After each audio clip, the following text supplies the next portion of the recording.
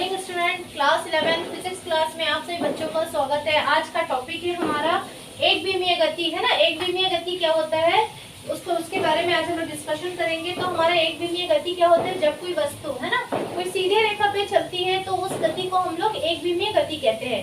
Example के तौर पे है ना रेलगाड़ी, है ना, रेलगाड़ी ट्रैक पर दौड़ती हुई रेलगाड़ी के जो पटरी होती है उसमें जो रेलगाड़ियां चलती है वो एक ही सीधे में चलती है, तो वो जो एग्जाम्पल होगा वो किसका एग्जाम्पल होगा, एक विमीय गति का एग्जाम्पल होगा। क्लियर, ठीक है। अब हम आते हैं द्विविमीय गति।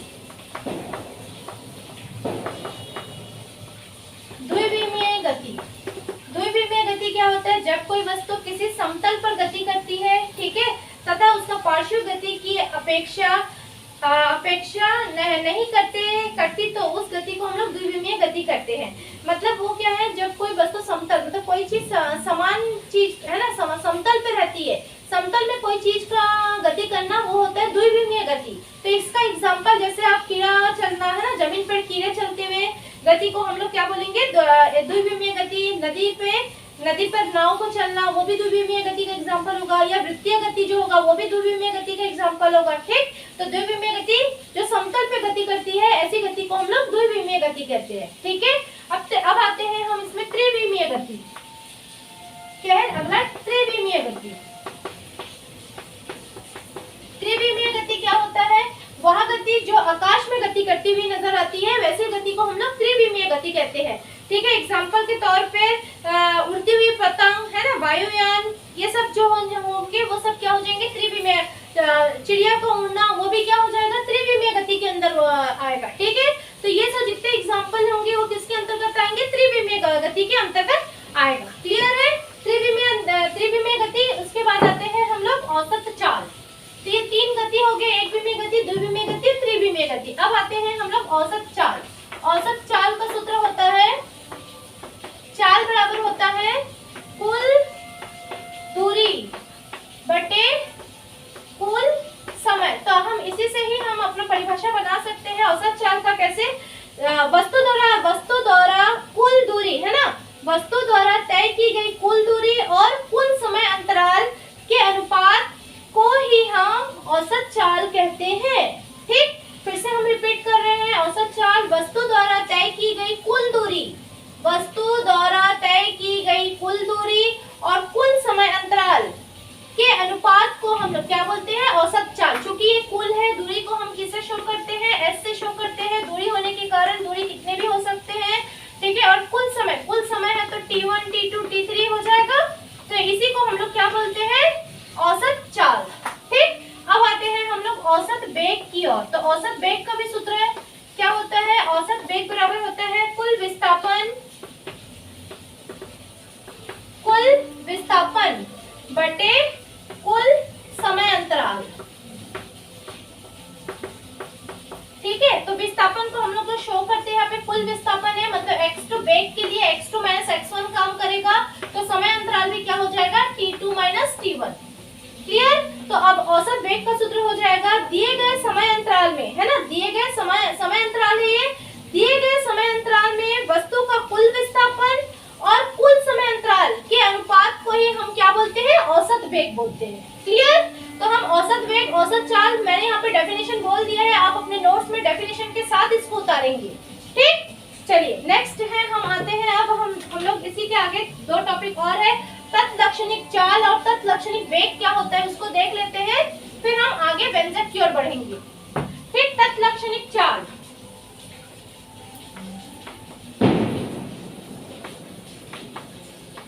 चाल है ना, तत्लक्षणिक चाल। चाल होता है v बराबर ds बटे dt, ये इसका सूत्र होता है। तो इससे हम डेफिनेशन कैसे करेंगे, किसी क्षण, ठीक है, किसी क्षण विशेष पर वस्तु की चाल को ही उसका क्या बोलते हैं, तत्लक्षणिक चाल कहा जाता है। मतलब विशेष क्षण पर कोई चाल जो होता है उसे हम लोग तत्लक्षणिक चाल कहते हैं।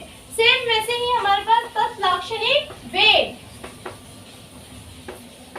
सेम इसी में वेग भी v होता है dx बाई dt, है ना, ये भी वही है, किसी विशेष क्षण पर किसी वस्तु के वेग को ही हम तत्लक्षणिक वेग कहते हैं। ठीक, तो दोनों ये क्या है, दोनों किसी विशेष मतलब किसी क्षण विशेष पर जो वस्तु कार्य करेगा उसे हम वेग या चाल कह सकते हैं शॉर्ट फॉर्म में। क्लियर है? चलिए आज हम पढ़ते हैं, सबसे पहले हम इसके लिए पढ़ते हैं गति के 3 समीकरण को हम इस मेथड से कैसे सॉल्व करेंगे। चलिए गति के 3 समीकरण में सबसे पहला होगा, है ना, गति का समीकरण को हल करते 3 समीकरण, गति के समीकरण। तो पहला समीकरण है इसमें गति का पहला समीकरण। गति का पहला समीकरण होता है v बराबर u प्लस ए टी। चूंकि फिजिकल में है तो v बराबर v0 प्लस ए टी लिखेंगे हम लोग। ठीक है, तो माना, है ना, इसमें कुछ हम लोग मान लेते हैं कि जब समय 0 होगा तो इसका वेग जो होगा वो v0 होगा। ठीक, और जब t0 की जगह, है ना, जब इसका वेग t होगा तब इसका वेग जो होगा वो v होगा। जब हम t0 यूज करेंगे तो हमारा जो वेग होगा वो v0 यूज करेंगे, और जब समय t लेंगे तब उसका वेग भी क्या हो जाएगा, v हो जाएगा। ठीक, अब हम व्यंजक को प्रूफ करते हैं। a होता है त्वरण, तो त्वरण से स्टार्ट करेंगे। त्वरण बराबर होता है वेग में परिवर्तन बटे समय। तो वेग में परिवर्तन, आपके पास 2 वेग है, v और v0। ठीक है, एक होता है प्रारंभिक वेग, एक होता है अंतिम वेग। तो वेग में परिवर्तन प्रारंभिक वेग माइनस अंतिम वेग। समय अंतराल भी आपके पास t है, और जब हम लोग t इक्वल टू 0 के लिए वेग, है ना, तो ये हो जाएगा t माइनस 0। क्लियर है? तो त्वरण को हम a से ही शो करेंगे, ये हो जाएगा a बराबर v minus v0 by t। ठीक, तो इसको जब आप त्रिया गुना करोगे at बराबर v माइनस v0। क्लियर? यहाँ से आप v0 को यहाँ पक्षांतर कर देंगे तो at plus v0 equal to v। इसको हम और अच्छे से लिख सकते हैं v बराबर v0 प्लस at। तो ये हुआ आपका गति का फर्स्ट समीकरण। क्लियर?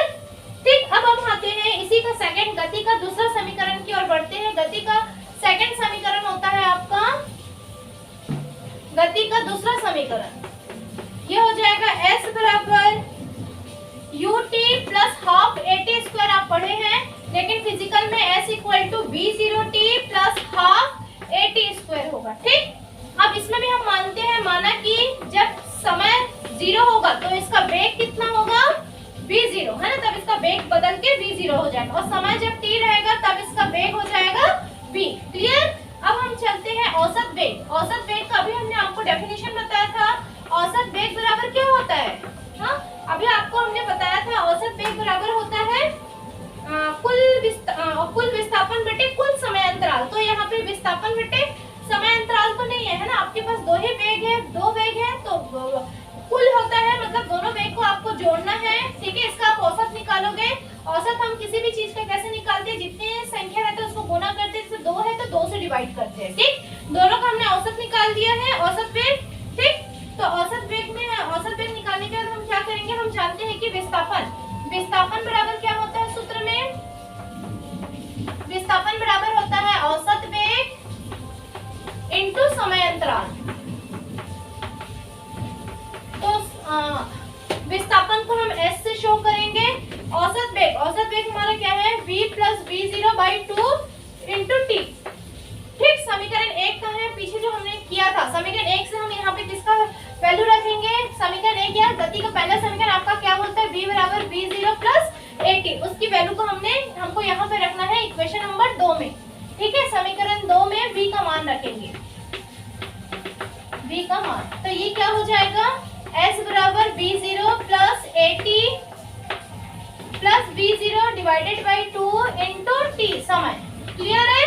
तो यहाँ से हम क्या करेंगे, इसमें ये दोनों आपस में जुड़ जाएंगे, तो s बराबर 2v0 plus at divided by 2 into t। ठीक, पहले t का आप अंदर गुना कर लेंगे, 2v0t plus at square divided by 2। दोनों के नीचे आप t को बांट देंगे, तो ये हो जाएगा आपका s बराबर 2v0t by t plus at square by 2।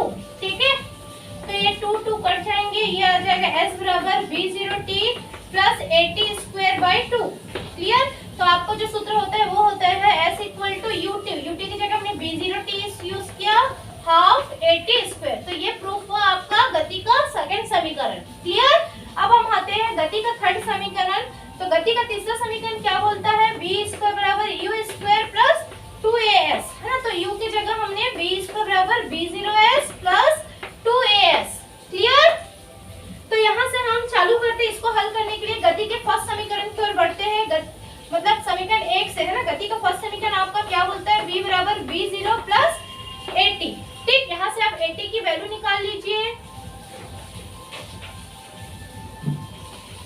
यहाँ से आप किसका t का वैल्यू निकालेंगे। ठीक है, t की वैल्यू निकालते हैं, t की वैल्यू को फिर हम रखेंगे, तो t की वैल्यू क्या हो जाएगा, v minus v0 equal to at। तो t बराबर हो जाएगा v minus v0 by a। ठीक, हमारा सूत्र होता है विस्थापन, इसमें हम विस्थापन का सूत्र लगाएंगे। विस्थापन बराबर औसत वेग इंटू समय अंतराल, औसत वेग इंटू समय अंतराल। ठीक है, विस्थापन को हम s से शो करेंगे। क्लियर, औसत वेग, वेग मतलब v प्लस v0 बाई 2। ठीक है, समय अंतराल t।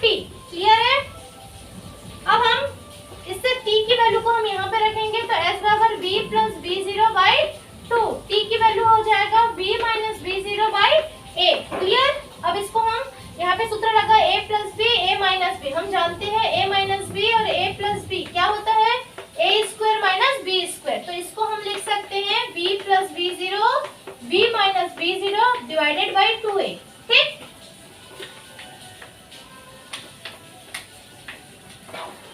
तो ये हो जाएगा s बराबर v स्क्वायर माइनस v0 का स्क्वायर, नीचे हो जाएगा 2as 2a, है ना। आप 2as का त्रिज्या पूरा करेंगे तो 2as equal to v0 minus v0, है ना। तो ये इसको आप इधर पक्षांतर करिए, vas प्लस v0 का स्क्वायर बराबर v स्क्वायर।